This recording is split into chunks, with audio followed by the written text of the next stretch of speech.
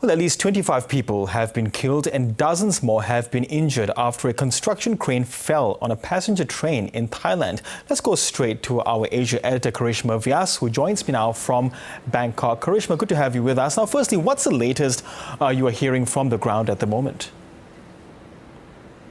As you mentioned, the death toll is quite high, around 25 at the moment, with many more injured.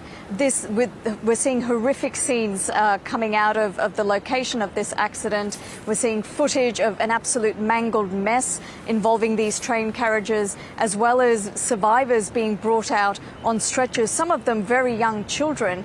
Now, this accident occurred as a passenger train was making its way from here in Bangkok up to the northeast part of the country, Ubon Ratchathani province, which borders Laos and Cambodia. The train was passing through a particular section that was under heavy construction. A high-speed rail line was being built directly above it. And what seems to have happened is, as the train was passing underneath, a component of a very large crane that was hanging overhead snapped off and landed on top of these 2 or 3 carriages. Now, this component is reportedly weighs 20 to 30 tons, so incredibly heavy, and it crushed these carriages, derailing the train and setting them ablaze. So an absolutely nightmarish scenario for rescue and relief operations there. Rescuers have had to be very careful in navigating this wreckage to make sure that they don't trigger any further collapse as they're trying to remove survivors. Yes, and Karishma, do we know what caused that section of the crane you talked about to collapse?